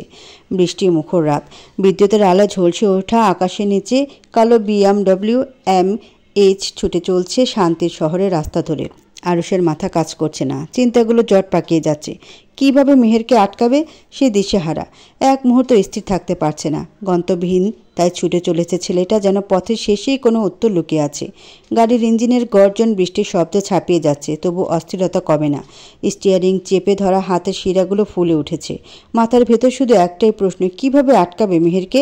মেহের দূরে চলে গেলে? চোখের সামনে ভেসে উঠল মেহেরের মুখখানা। সে বিদ্রোহী চোখ, যেন কোনো প্রতিরোধই তাকে দমাতে পারবে না। আরুষ ঠোঁট কামড়ে ধরল। না, ওকে যেতে দেওয়া যাবে না। যে কোনো উপায় ওকে আটকাতেই হবে। গাড়ির গতি আরও বাড়িয়ে দিল সে। গাড়ির মিউজিক সিস্টেমে গান বাজছে। মিলনে হ্যায় মুঝসে আই, ফির জানে কিউ তনহাই, কিস মোড় পে হ্যায় লাই আশিকি, ও খুদ সে হ্যায় ইয়া খুদা সে, ইস পাল মেরি লাদাই, কির মোড় পে হেলাই আশিকি। গানটা যেন তার নিজের মনের কথাতেই বলছে।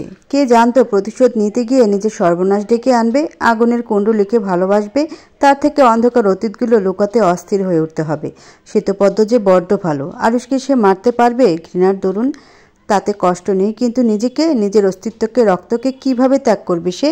ওর যে সহ্য হবে না। যে অপরাধ নামক বস্তুকে মেহের ঘৃণা করে, তা ওকে টেনে নিয়ে যাবে ধ্বংসাবশেষে। বেঁচে থেকেও মরে যাবে মেহের। আরুষ থাকতে তার শ্বেতপদ্ম মারা যাবে, এ কি হতে দেওয়া যায়? মেহের যদি বুঝতো, শুনতে পেত কত নীরবতা, কত কাল রাতের আর্তনাদ, কত শত কান্নার গঙ্গানির শব্দ সে দাবিয়ে রেখেছে বুকের ভেতর। মানুষটা সে খারাপ, খুব খারাপ।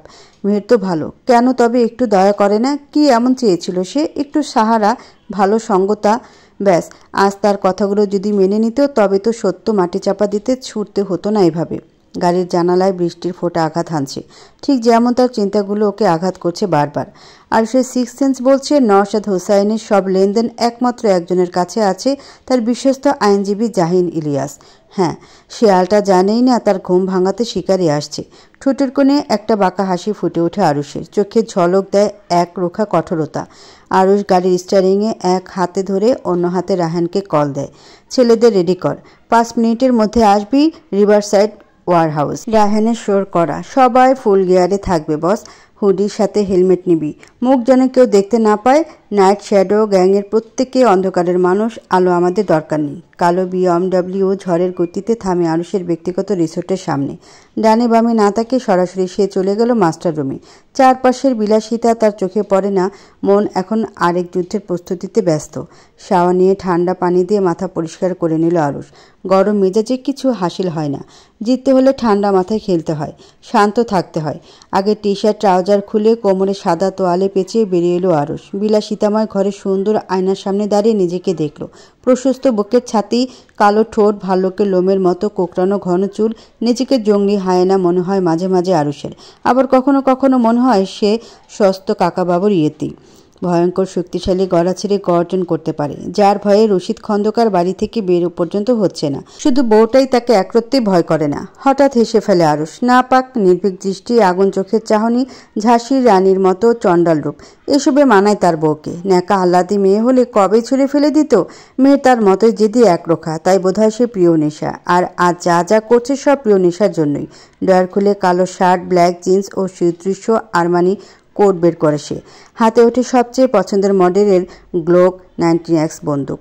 লোডের চেম্বার নিখুঁত, গ্রিপ শিকারকে আতঙ্ক দেওয়ার জন্য পারফেক্ট। ঘড়িতে তখন আনুমানিক রাত 2টো। শহর ঘুমোচ্ছে, শুধু প্যাঁচা, বাদুর ও ছায়ামূর্তিরা জেগে আছে।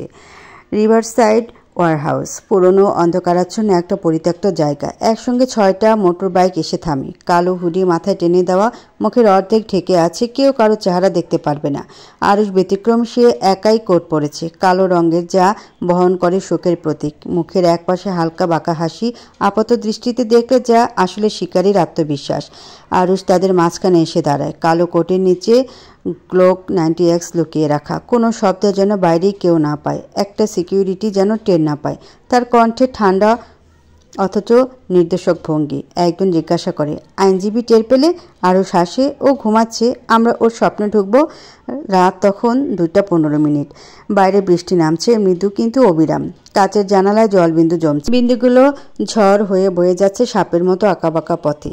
ঝিঝি পোকার ডাক ছাপিয়ে মাঝে মাঝে বজ্রপাতের গর্জন শোনা যাচ্ছে। জাইন ইলিয়াস বিলাসবহুল সিল্কের কম্বলের নিচে স্বপ্ন দেখছে, হয়তো টাকা, ক্ষমতা কিংবা কোনো অদৃশ্য প্রতিশোধের গল্প। রাত গভীর, ঘুম তার মগজের উপর দখল নিয়েছে। কিন্তু হঠাৎ ঘরের আলো জ্বলে উঠল। সেই ঘুমের ঘরে চোখ কসলাতে কসলাতে উঠতে গিয়ে জমে গেল। বুক ধক করে উঠল। তার সামনে দাঁড়িয়ে আছে কালো কোট পরা এক শিকারী, ঠান্ডা অবিচল দৃষ্টি। পেছনে ছায়ার মতো দাঁড়িয়ে আছে 4 জন, মুখ ঢাকা হুডির নিচে। কে কে তোমরা? কণ্ঠ কাঁপছে, হাতের তালু ঘামে ভিজে গেছে। আরুষ ধীর শিকারীর মতো হেঁটে সামনে এলো।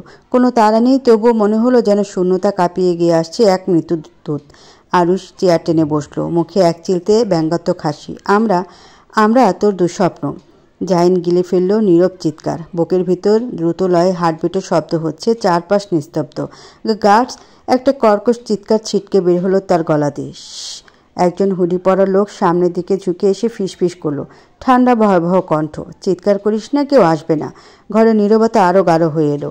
জাহানের শরীর অসাড় হয়ে যাচ্ছে। এবার সরাসরি আরুষের চোখে চোখ পড়লো। তো তুমি আরুষেক না? আরুষের ঠোঁটে ক্রূর হাসির আভাস।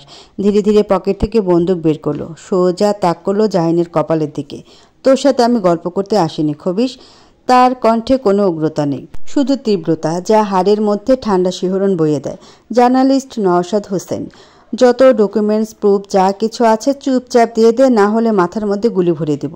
জাহিন ঠোঁট চাটলো, গলা শুকিয়ে গেছে। আমার কাছে কিছু নেই, গলা সুর শুকনো। এই বোকা, আমাকে বলদ পেয়েছিস? সব খবর রাখি আমি। আরুষের বিকট ধমকে পিলে চমকে যায় জাহিনের। ঘাম ছুটে যাচ্ছে, তবু আইনজীবী নিজেকে স্বাভাবিক রাখার চেষ্টা করে। শোনো আরুষ, তুমি জানো না তুমি কি চাইছো। এটা শুধু নওশাদ হোসাইনের ব্যাপার না, আরও অনেক বড় মাপের মানুষ আছে পেছনে। আমি যদি মুখ খুলি ওরা আমাকে শেষ করে দেবে। তুই ভাবছিস মুখ না খুলে আমি তোকে ছেড়ে দেব? তার ইশারায় এক হুডি পরা লোক এগিয়ে এলো। কোনো কথা নেই, শুধু শক্ত হাতে জাহিনের হাত চেপে ধরলো পেছন দিকে। একটা কথা বল। আরুষ ধীরে ধীরে সামনে ঝুঁকলো। আমি যদি এখান থেকে বের হওয়ার আগেই তোর মাথার মধ্যে একটা বুলেট ঢুকিয়ে দেই, তাহলে তুই বাকিদের সাবধান করতে পারবি? জাহিনের চোখে প্রবল আতঙ্ক ফুটে উঠল। সে বেঁচে থাকার জন্য মরিয়া। আর আরুষ জানে এই ধরনের মানুষ টাকার জন্য সব করতে পারে, কিন্তু নিজের প্রাণের জন্য আরও বেশি ভয় পায়। আমি কাউকে সাবধান করব না, প্লিজ আমাকে মেরো না, আমি দিচ্ছি। জাহিন টলতে টলতে উঠে গিয়ে আলমারির পেছনে হাত রাখলো। ক্লিক! সে সুইচ চাপার সাথে সাথে গোপন দরজা খুলে গেল। ভেতরে ছোট্ট একটা লাইব্রেরি। যে কেউ দেখলে ভাববে সে শুধু একজন জ্ঞানপিপাসু মানুষ, কিন্তু না। জাহিন দ্রুত ডয়ার খুলে একটি পেন ড্রাইভ বের করে তুলে দেয় আরুষের হাতে। এতে সব লেনদেনের রেকর্ড, ট্রানজেকশন ডিটেলস, সব রকম দলিল আছে। প্লিজ আমাকে ছেড়ে দাও। আরুষ কিছুক্ষণ তাকিয়ে থাকলো পেন ড্রাইভের দিকে। এরপর জাহিনের দিকে চেয়ে শীতল হুমকি দিয়ে বলল, ভুলে যাস না তুই এখনো বেঁচে আছিস, কারণ আমি করুণা করেছি। ঠান্ডা গলা বলা বাক্যটা যেন ঘরের তাপমাত্রা আরও কয়েক ডিগ্রি কমিয়ে দিল। জাহিন ইলিয়াস কেঁপে উঠল। আরুষ আর দাঁড়ালো না। কালো হুডি পরা ছায়াগুলো আরুষকে অনুসরণ করে ধীর পায়ে বেরিয়ে গেল ঘর থেকে। জাহিনী লিয়াজ যেন হাঁপ ছেড়ে বাঁচে। ধপ করে বিছানায় বসে পড়ল সে। ঘরটা একটু আগে নিম্নচাপ ঢুকে পড়েছিল। ভারী হয়ে উঠেছিল বাতাস, তবে এখন সেটা কেটে গেছে। ঘরটা আবছা আধারে ঢাকা, যেন কোথাও হারিয়ে গেছে সময়। নওশাদ হোসেন সাদা পাঞ্জাবি পরিহিত, তার মুখায়বের বিষণ্ণতা গভীর আঁচলের মতো। দেখে মনে হচ্ছে দীর্ঘদিনের কোনো কষ্ট তার চোখে লেগে রয়েছে। তিনি জানালার ধারে বসে আছেন, এক দৃষ্টি তাকিয়ে রয়েছেন ঘরের দেয়ালে ঝুলন্ত ঘড়িটার দিকে। ঘড়ির লম্বা কাঁটা ক্রমাগত দুলছে, তার ভেতর এক অজানা বিষাদ বাড়ছে, যেন সময়স্রোতে হারিয়ে যাচ্ছে কিছু মূল্যবান মুহূর্ত। তার সেই ক্ষণগুলো তাকে আরও গভীর যন্ত্রণায় ভাসিয়ে নিচ্ছে। তার সত্তা অন্ধকারে ডুবে যাচ্ছে, যেখানে কোনো উত্তর নেই, শুধু শূন্যতা। তিনি হঠাৎ করে মেহেরের দিকে গভীর চাহনি ফেলে তাকালেন। সে চোখে দীর্ঘশ্বাস, চাপ, কিছু একটা যা ভেতর থেকে তার গলা দিয়ে বের হয়ে আসতে চায়। তিনি বিষণ্ণ সুরে বললেন, সব কিছু চোখের সামনে, তবু তুই আমায় খুঁজে পেলি না মা?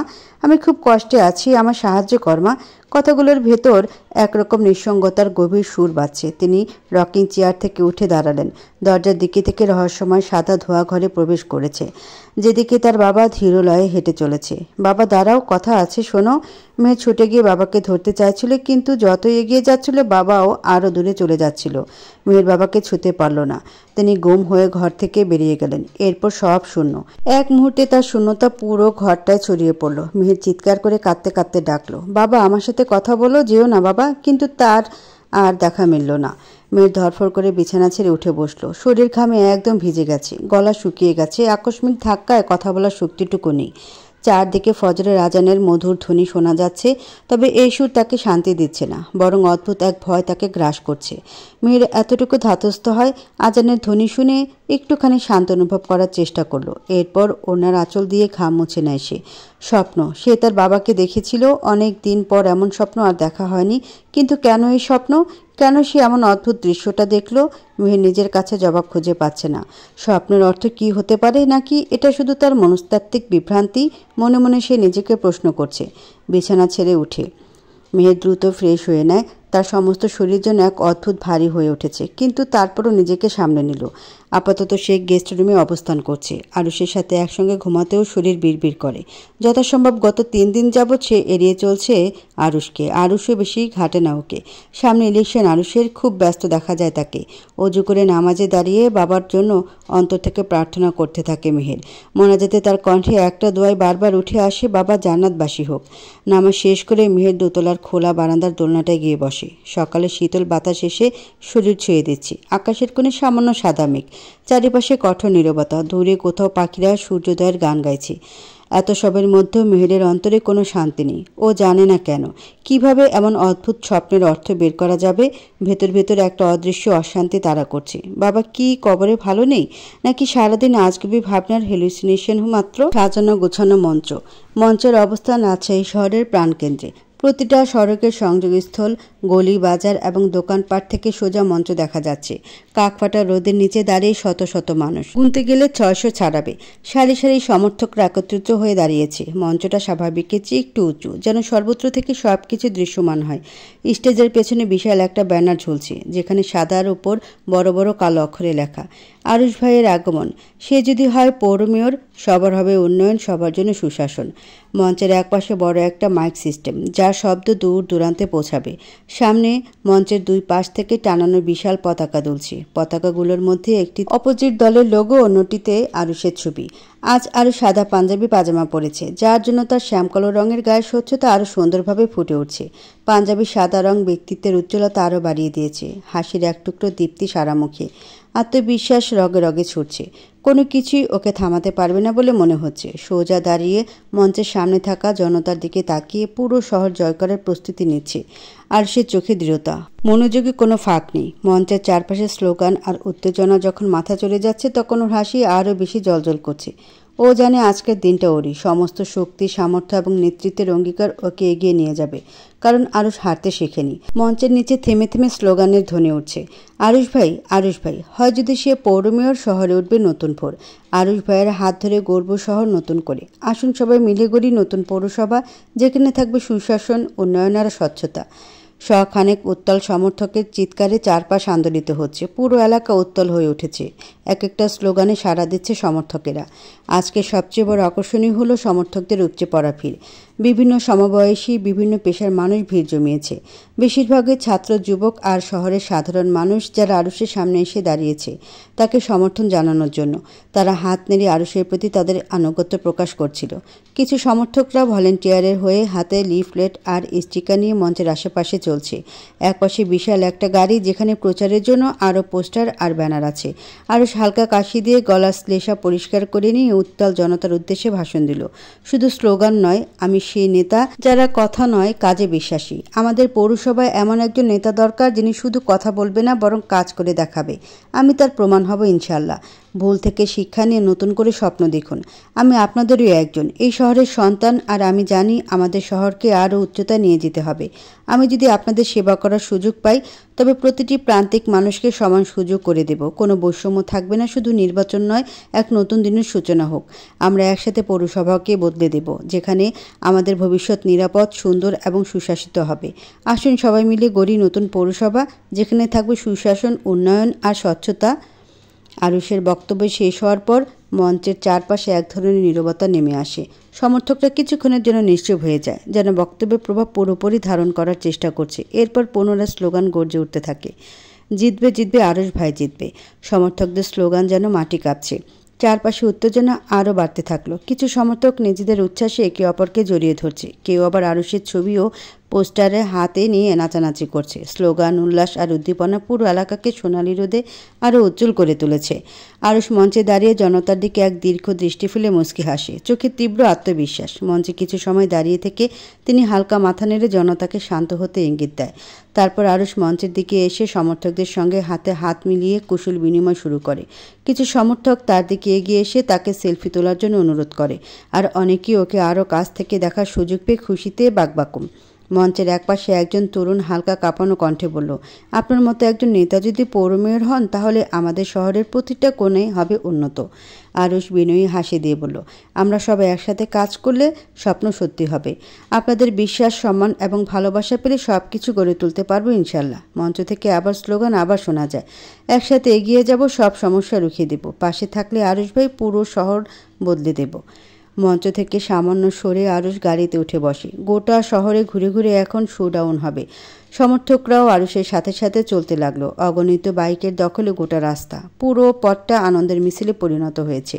যদিও এটা ছিল শুধু প্রথম পদক্ষেপ মাত্র, কিন্তু আরুষ জানে এখন তাকে আরও অনেক পথ পাড়ি দিতে হবে। আশা করা যায় ওই জিতবে, কারণ আরুষ শেখ হারতে শেখেনি।